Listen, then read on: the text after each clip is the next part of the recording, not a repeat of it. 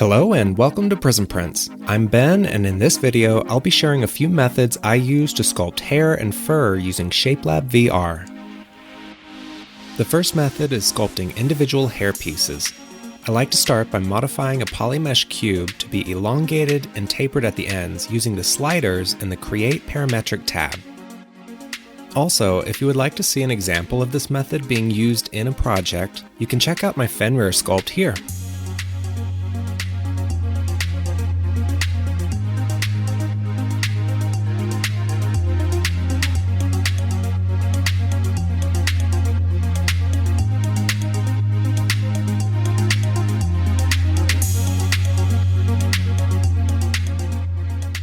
Next, I want to add more polygons with the regularized brush so I can create smoother curves when sculpting with the move brush.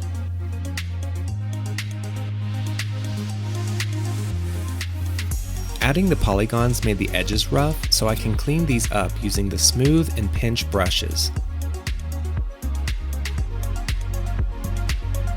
Keeping steady stroke radius turned on when using the pinch brush will allow for nicer lines.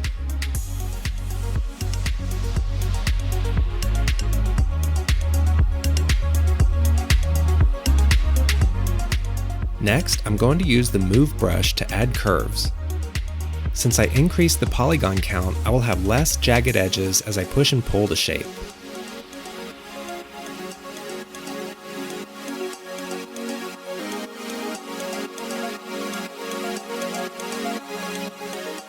Back in scene mode, I want to use the clone tool to build up the hair or fur.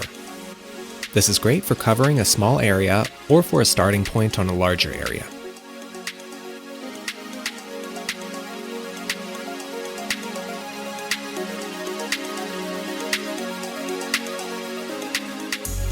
Scaling the pieces up and down will help to add variety.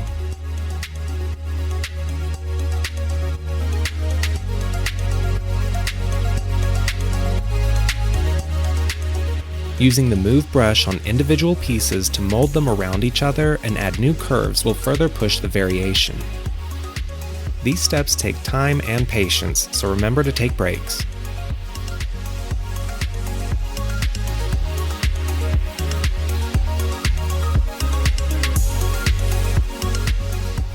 Once I'm happy with how things look, I apply the Union Boolean operation to the pieces.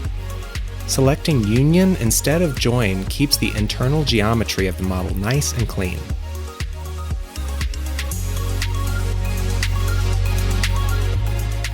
Any edges can be sharpened up with the pinch brush afterwards.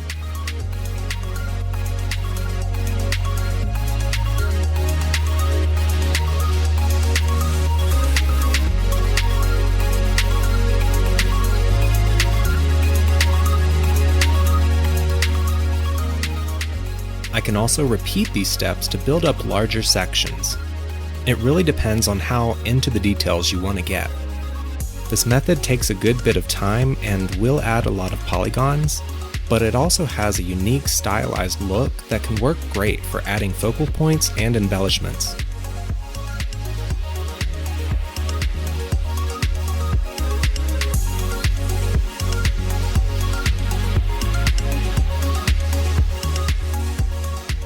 The second method I'm calling the puck method.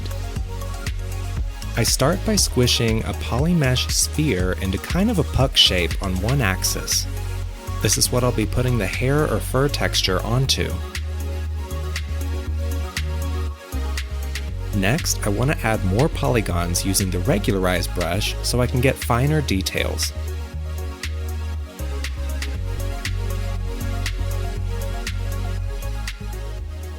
Using the standard brush with steady stroke radius turned on and align alpha selected, I can now add the texture onto the puck.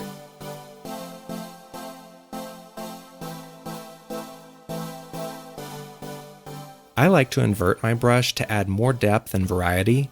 Going back and forth inverting the brush can help to create a more natural look.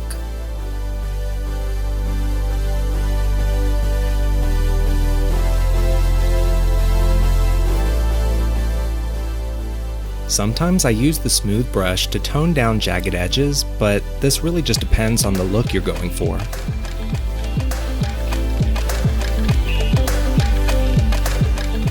Using the Move brush, I can add curves similar to how I did in the previous method.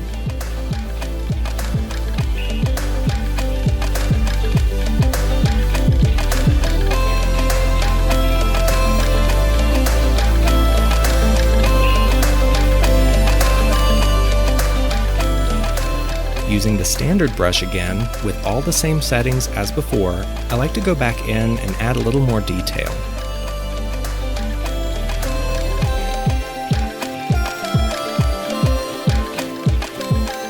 I'm going in with the clone tool, again similar to the previous method, and I'm building up the hair or fur.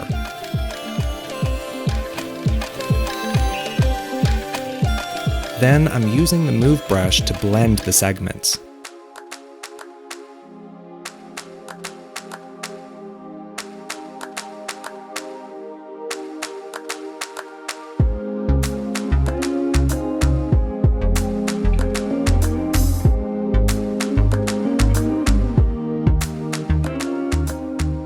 Using the context menu under the Topology Transformation tab, I can select one of the clones and flip it on an axis, which easily gives me more variety to work with.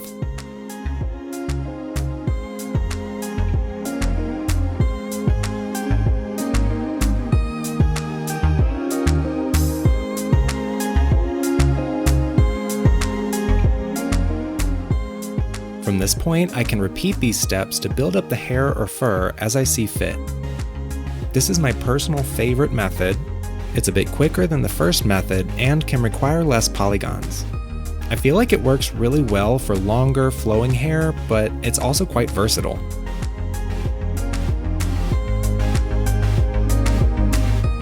If you're interested, I have an example of this method being used here with my Miss Land's hair sculpt.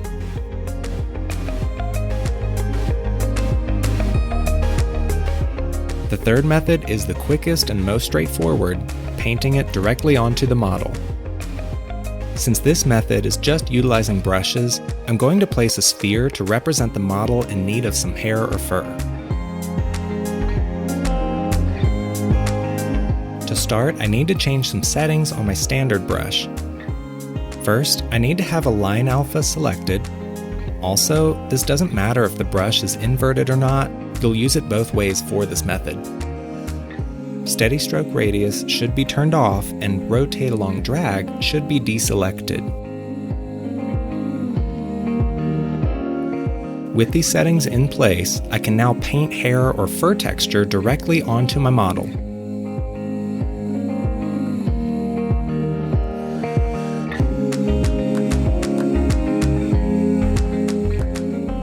Again, inverting the brush every now and then will help to add more dimension. This works great for shorter hair and fur. You can always add more polygons for finer detail, but you can also get away with way less than the first two methods. You can check out an example of this method being used here. When sculpting motor, it worked great for the shorter hair on the face. There are plenty of ways to sculpt hair and fur in Shapelab. These are just a few ways I like to go about the process.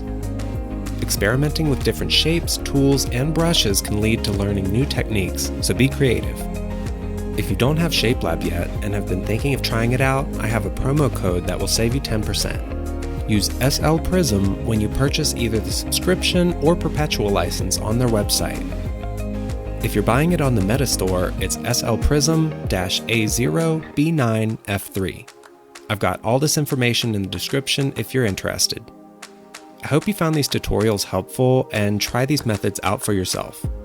If you have different methods for sculpting hair and fur, I'd love to hear about them in the comments. Also, let me know if there are any other tutorial videos you would like to see. I'm always brainstorming ideas and really appreciate your input. Thank you for checking this out, have a great rest of your day, and I'll catch you on the next one.